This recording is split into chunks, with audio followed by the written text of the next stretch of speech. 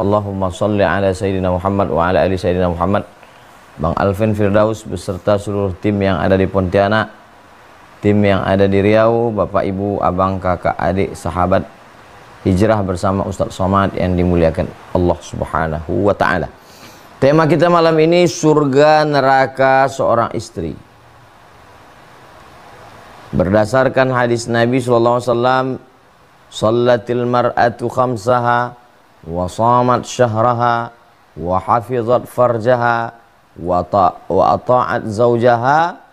Qila laha, maka dikatakan kepada istri itu, udkhilil jannata, masuklah engkau ke dalam surga, min ayyi abwabil jannati, dari pintu mana saja syi'ti yang engkau mau.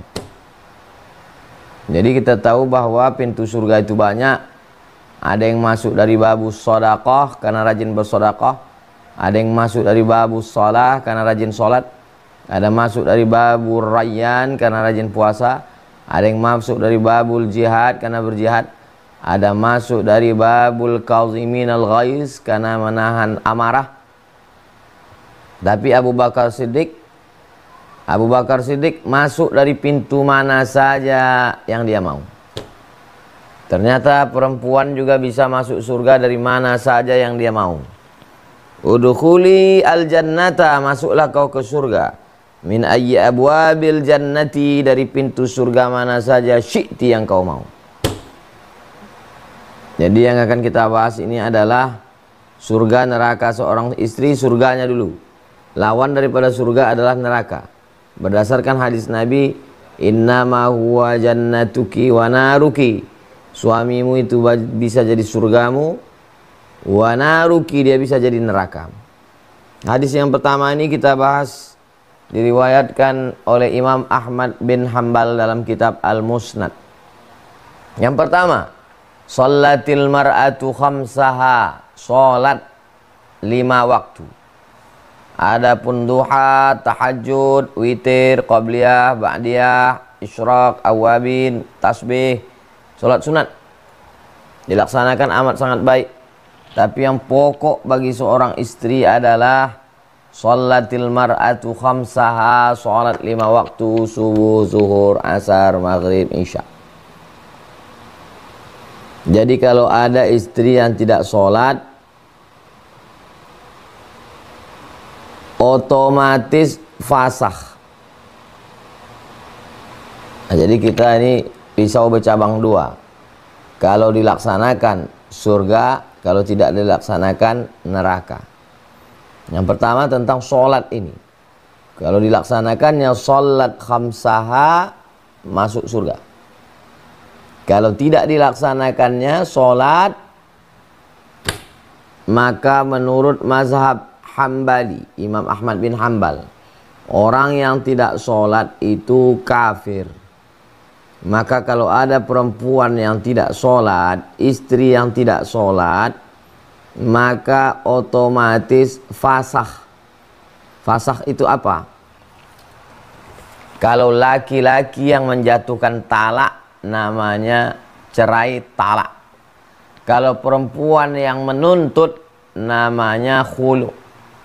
Laki-laki tidak menjatuhkan talak, perempuan tidak menuntut, tapi otomatis, automatically putus, namanya fasakh. Di antara penyebab fasakh adalah kalau perempuan itu atau laki-laki itu murtad. Na'udzubillah, na'udzubillah, na'udzubillah.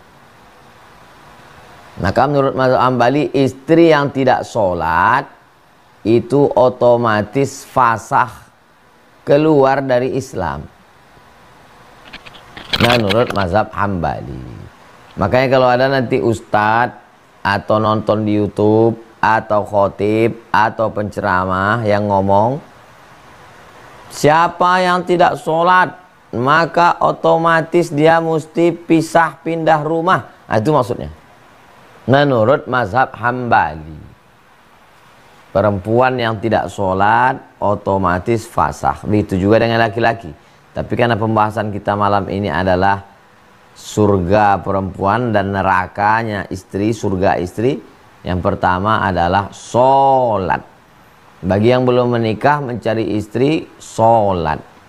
Bagi istri yang sudah punya suami, sudah menikah, jaga sholat. Jangan sampai tidak sholat. Suami mendidik, mengajarkan, menasehati, membangunkan, bertanya, berbuih mulut tak pernah berhenti, belikan mukena, ajarkan fikih wudhu, fikih sholat.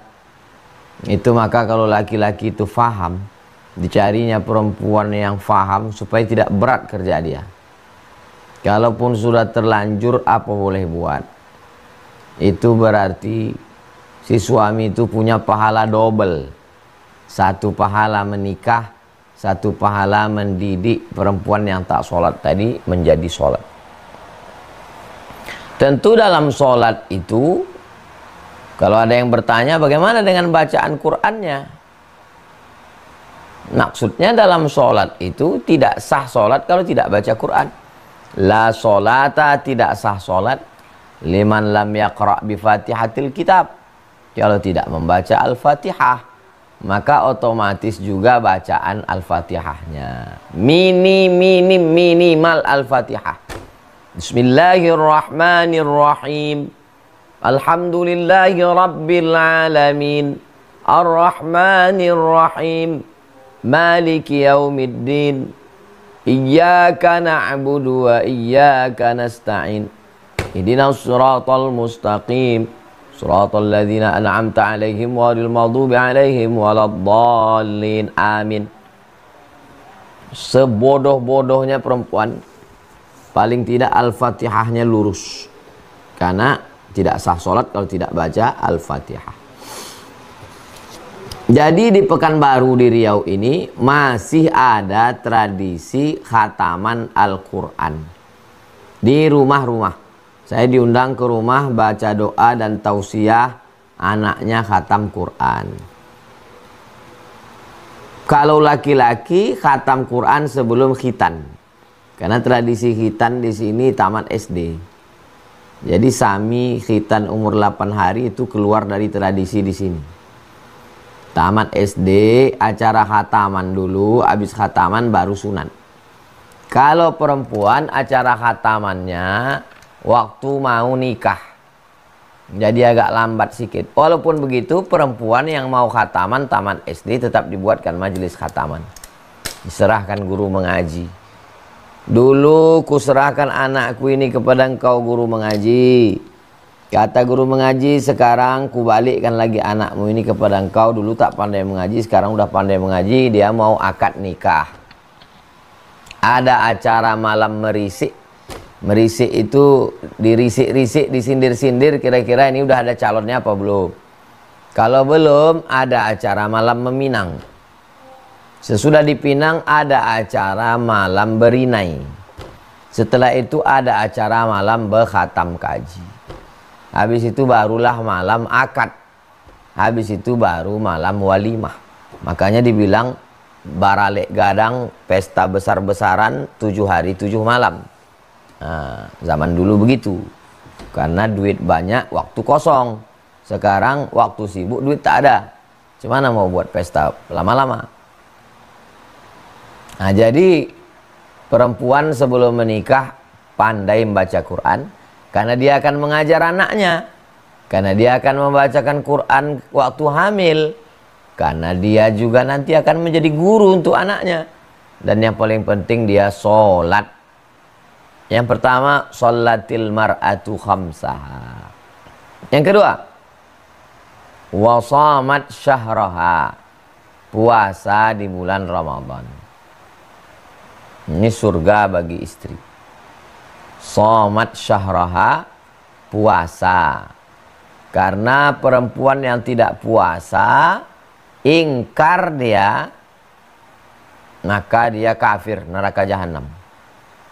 Kalau malas dia, fasik dan wajib diqadha. Saya ulang sekali lagi, ingkar dia, kata dia yang saya enggak relevan ini puasa ini, buang-buang energi, kafir dia, murtad dia, neraka jahanam. Kalau dia bilang aku percaya puasa ini, cuman malas sekali lah puasa, dia tidak kafir, dia fasik. Tapi dia wajib mengqadha'nya nanti. Puasa yang tinggal-tinggal lama itu wajib diqadha', diganti puasanya. Faman kana minkum maridhan, kalau kamu sakit, aw ala safarin, atau musafir, jarak safarnya 82 km menurut fikih Islam Sulaiman Rashid, atau 88 km, sekian, 89 menurut Al-Fiqhul Islami wa Adillatu Syekh Wahbah Zuhaili, maka dia fa'iddatum min ayyamin ukhar, ganti di hari yang lain. Maka puasa ini tak ada tawar-menawar. Karena dengan puasa itu mendidik dia menjadi perempuan yang amanah. Dengan puasa mendidik dia menjadi perempuan yang takut pada Allah, la'allakum tattaqun. Dengan puasa mendidik dia menjadi perempuan yang merasakan muraqabatullah, diawasi oleh Allah Subhanahu wa ta'ala. Nah, jadi yang kedua ini adalah melaksanakan puasa. Jangan sampai suami puasa, istri masak mie instan. Suami puasa, kalau dia puasa, maka dia masak sahur. Kalau dia puasa, dia masak bukaan puasa, takjil. Kalau dia puasa, tak mungkin dia siang makan, dan tak mungkin dia memancing-mancing suaminya untuk melakukan yang tidak-tidak. Nah, jadi puasa ini nampaknya fardu puasa, tapi di samping itu ada pendidikan. Pendidikan ketaatan, pendidikan disiplin, pendidikan pengawasan Allah, pendidikan rasa takut kepada Allah. Nah, ini tentang puasa. Maka salah satu pintu surga bagi istri adalah puasa. Pintu nerakanya, ia meninggalkan puasa, menyepelekan puasa, anggap enteng dengan puasa. Puasalah kau bang, surgalah untukmu. Aku berat puasa ini. Maka suami bertanggung jawab di hadapan Allah SWT. Kullukum ra'in, setiap kamu adalah pemimpin. Wa kullukum mas'ulun an ra'iyatih, setiap kamu akan ditanya tentang kepemimpinannya, yaitu istrinya. Bagaimana puasa istri kita? Saya mengingatkan ustazah supaya mengqadha puasanya waktu hamil mengandung Sa'am. Kemudian waktu menyusukan tahun pertama. Habis itu menyusukan tahun kedua. Saya pakai mazhab Syafi'i. Kalau tidak puasa karena dirinya, qadha saja. Tapi kalau tidak puasa karena ada unsur anaknya, anaknya lemah, anaknya sakit, ada unsur ekstern, ada unsur orang lain, unsur anaknya, maka dia kena double. Yang pertama dia puasa dan dia bayar fidyah. Itu mazhab yang saya pakai. Jadi kebetulan anaknya sehat, suaminya sehat. Yang tidak puasa itu karena ibunya. Maka dia qadha. Saya anjurkan qadhanya hari Senin. Niatnya niat qadha supaya qadhanya lunas dan dapat pahala puasa Senin. Kemudian di qadha hari Kamis supaya dapat qadha Kamisnya, dapat pahala puasa qadha. Jangan niat puasa sunat. Karena kalau niat puasa sunat, sunatnya dapat, qadhanya tak dapat. Tapi kalau niat qadha, qadhanya dapat. Qadha itu artinya mengganti puasa yang tinggal-tinggal. Bagus bagi perempuan. Diet karbo, tidak makan nasi, tidak makan gandum. Tahan diet berbulan-bulan untuk menurunkan berat, sebulan 10 kilo, 5 kilo. Ini menebus diri dari neraka jahanam. Enak puasa itu kalau kita sudah menikmatinya. Bangun malam, mandi, sholat tahajud, makan sahur, habis itu siangnya bersih, mulut bersih, hati bersih, pikiran bersih, darah bersih. Habis itu makan buka puasa, insya Allah. Ini yang kedua adalah shamat syahraha. Syukur-syukur bisa istiqomah puasa Senin Kamis. Syukur-syukur lagi kalau bisa puasa Nabi Daud. Oh, nggak bisa Pak Ustadz, kami sibuk berat. Ya udah puasa Senin Kamis. Senin Kamis pun berat kali Ustadz. Ya puasa Ayyamul Bait 13, 14, 15. Yang penting diqadha puasa. Berikutnya yang ketiga. Hafizat farjaha, menjaga kemaluannya. Bisa dia jaga kemaluannya, surga. Tak bisa dia jaga kemaluannya, neraka. Az-zaniyatu, perempuan yang berzina. Waz-zani, laki-laki yang berzina. Fajlidu kulla wahidin minhuma mi'ata jaldah, cambuk 100 kali. Kalau belum nikah. Kalau sudah punya suami, asyaikhu, laki-laki yang sudah menikah, berzina. Wasyaikhatu, perempuan yang sudah menikah, farjumuhumal battah, lempar batu sampai mati. Dimasukkan badannya setengah ke dalam lubang, ditimbun, lempar batu. Kenapa ditimbun? Supaya tak bisa lari. Karena dilempar batu, rajam namanya, lari dia. Tapi kalau ditimbun badannya cuma mau lari sampai mati. Farjumuhumal battah. Perselingkuhan merajalela. Istri bekerja, suami bekerja. Belum subuh sudah berangkat, takut macet. Pulang maghrib sampai rumah isya, lelah letih tidur. Tidak sholat maghrib, tak sholat isya, belum buka seragam. Besok bangun begitu lagi, berulang-ulang. Satu kantor, satu ruangan, laki-laki perempuan tidak mahram. Berawal dari curhat, lama-lama merasa tenang, muncul nyaman, witing trisno jalaran suko kulino. Cinta tumbuh karena sering bersama. Tukar-tukar nomor, tukar-tukar gambar, tukar-tukar video, berakhir dengan perzinahan. Makan siang bersama, satu ruang bersama, satu mobil bersama. La tattakhidhu khutuwati syaitan. Jangan ikuti langkah-langkah setan. Suami cerita tentang istrinya, bini orang bercerita tentang lakinya ke laki orang. Gimana lagi rahasia rumah tangga? Curhat, tenang.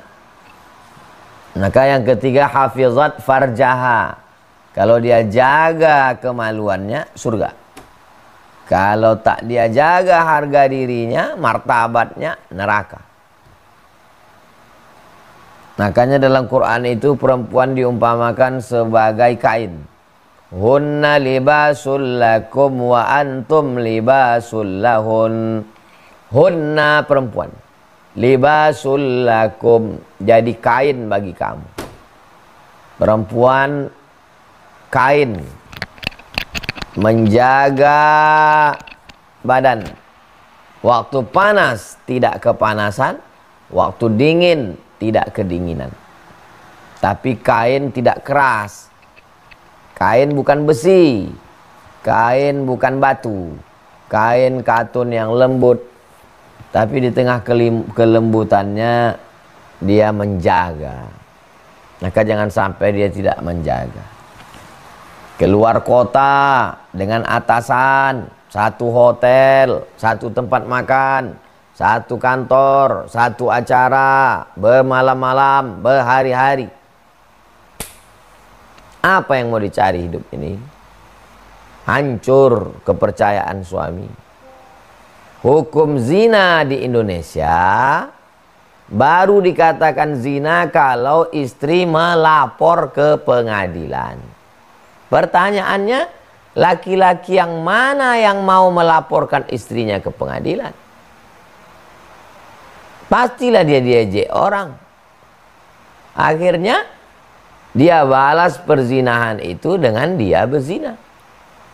Si bini terdiam karena sakit hati, karena malu, karena takut. Suami pun merasa puas karena sudah membalaskan perbuatan istrinya. Bohong balas bohong, tipu balas tipu, zina balas zina. Nauzubillah. Maka tidak ada jalan solusi menjaga kehormatan. Tidak ada laki-laki yang siap menerima perempuan yang sudah diobok-obok orang lain. Kalau ada laki-laki yang siap menerima, macam mana Pak Ustadz? Dua kemungkinan. Pertama, dia pendam, saatnya nanti meletup, meledak. Yang kedua, mungkin ya dia udah pasrah aja, tak ada lagi rasa cemburu. Tapi 1001 lah itu. Saya sudah banyak berjumpa, hanya menahan beberapa bulan, beberapa tahun, habis itu meletup, meledak juga. Karena laki-laki itu, jangankan tahu dia berzina, melihat istrinya reuni pun bergetar jantungnya. Melihat istrinya menyebut teman SMA-nya pun meletup rasa hatinya. Walaupun tak dinampakkannya. Maka jangan main-main api. Jangan coba-coba istri perempuan memancing-mancing suaminya. Aku tadi jumpa mantan pacarku dulu waktu acara reunian SD SMP. Hati-hati. Kalian sudah menghancurkan perasaan laki-laki. Begitu juga sebaliknya. Maka yang ketiga adalah wahafizat farjaha. Menjaga kemaluannya, kehormatannya, harga dirinya, martabatnya, surga baginya. Kalau tidak, maka nerakalah baginya. Yang keempat, wa ata'at zaujaha, taat, patuh kepada suaminya. Pakailah tudungmu, tutupnya rambutnya. Janganlah kau pakai pakaian sempit. Pakailah baju kurung. Janganlah kau pakai celana jeans. Jangan pakai celana legging. Janganlah berjalan-jalan dengan yang tak mahram, pergi kalian cabut ke mall. Janganlah duduk-duduk di pinggir jalan. Patuh dia, taat dia. Tapi kalau perintahnya, bukalah jilbabmu, catlah rambutmu, pakai kuteklah kamu, nah, maka tidak wajib istri itu patuh kepada suami. La ta'ata li makhluqin fi maksiatil khaliq. Tidak ada ketaatan kepada makhluk kalau menyebabkan maksiat kepada Allah SWT. Nah, jadi jangan mentang-mentang laki-laki, aku yang berkuasa di rumah ini, aku kepala rumah tangga, kau wajib patuh sama aku. Kalau kau wajib patuh sama aku, kalau kau patuh kau masuk surga, kalau tak patuh masuk neraka. Tengok dulu laki-laki yang bagaimana. Perempuan pun jangan mau dibodohi laki-laki. Karena aku kepala rumah tangga, maka surat mobilmu balik ganti namaku. Surat tanahmu kita bawa ke BPN ganti namaku. Itu pembodohan namanya. Perempuan menikah dengan laki-laki, surat tanahnya tetap nama perempuan. Dulu dapat warisan dari ayahnya, dapat tanah, ya tetap nama istri. Kenapa pula berubah jadi nama suami? Harta suami lain, harta istri lain. Istri bekerja, ya gajinya duit dia.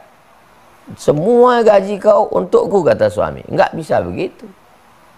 Apa dasar pindahnya duit itu? Nah, jadi maksud taat di sini adalah taat dalam perintah agama.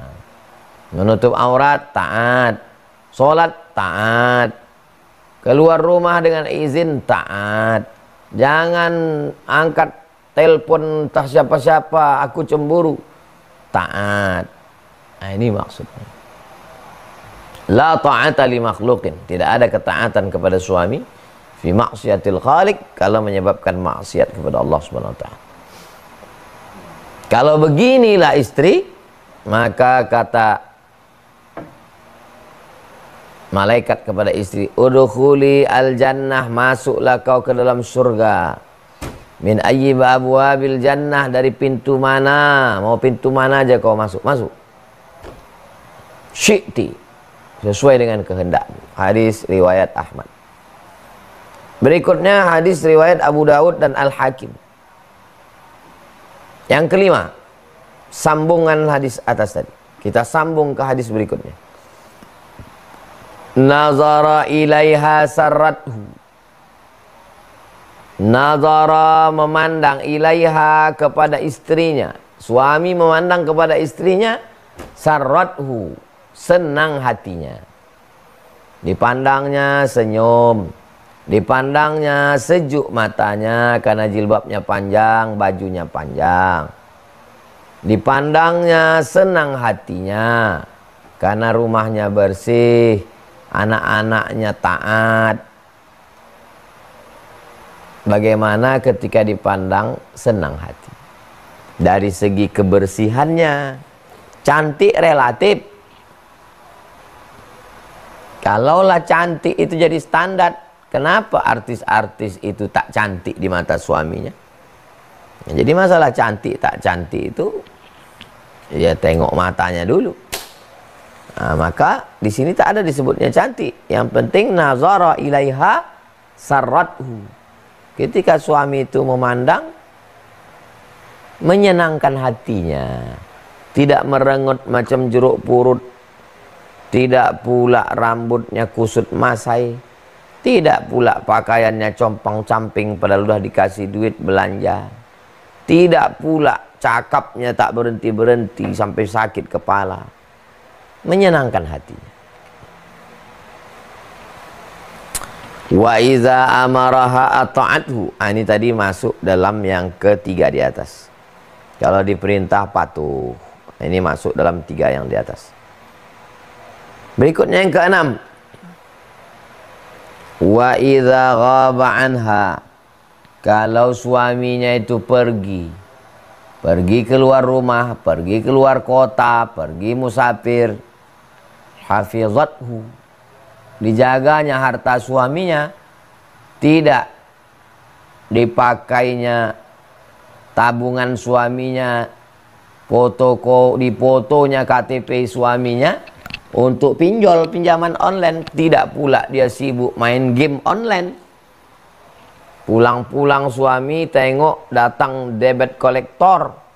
Gara-gara apa? Tidak menjaga. Begitu pulang, mobil dijualnya, kulkas digadaikannya, BPKB entah pergi kemana.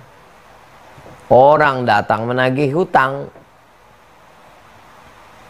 Naik darah tinggi suaminya. Banyak laki cepat mati sekarang gara-gara perbuatan bini yang tidak sesuai dengan ajaran Islam. Kenapa banyak gugatan dari perempuan? Pernyataan hakim dan berita portal. Kenapa perempuan banyak menggugat? Karena dia sekolahnya lebih tinggi, S1, S2, karirnya lebih mapan di kantor, gajinya lebih besar, duitnya lebih banyak, bapaknya lebih kaya, dilawannya lakinya. Padahal dulu dia yang mau nikah, katanya cinta. Padahal udah dibilang laki-laki itu, kau anak orang kaya, nanti sanggup kau dengan aku. Cinta bang, kata dia. Tapi ternyata dalam perjalanan, kau laki-laki miskin, susah, melarat, tak sekolah, kuli. Aku anak orang kaya, tak biasa aku tak pakai motor, aku mesti pakai mobil. Neraka jahanam tempat dia.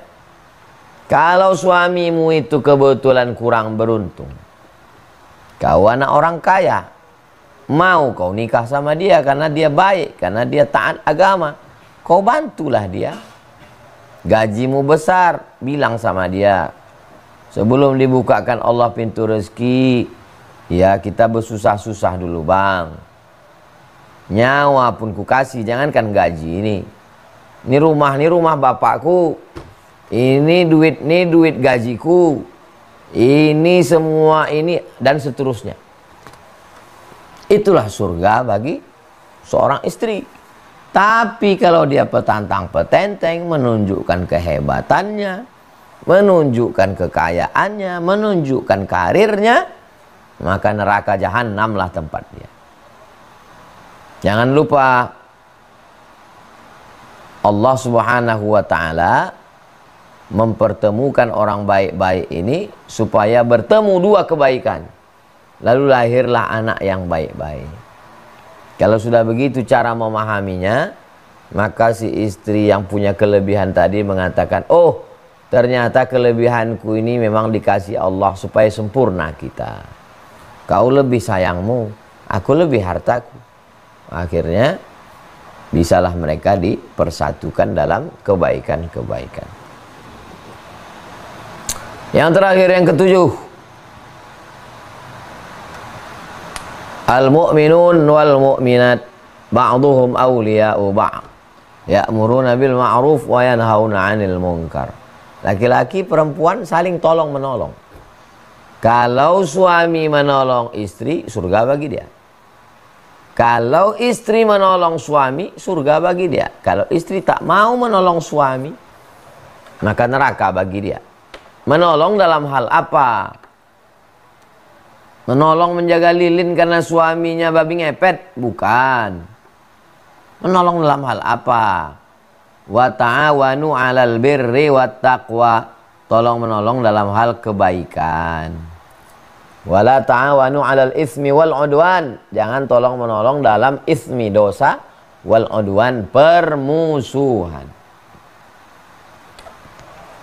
Nah, jadi selama kita tidak menghasut suami untuk benci maknya, menghasut suami untuk benci adiknya, menghasut suami untuk benci keluarganya, itu namanya ta'awun 'alal ismi wal 'udwan. Semua dibicarakan sesuai dengan tuntunan agama Islam. Itulah 7 surga dan neraka seorang istri. Mudah-mudahan bermanfaat. 30 jam berlalu pengantar dialog kita. Sebagaimana biasa saya kembalikan ke Bang Alvin Firdaus. Kita akan lanjutkan dalam dialog interaktif. Barakallahu fikum. Wassalamualaikum warahmatullahi wabarakatuh.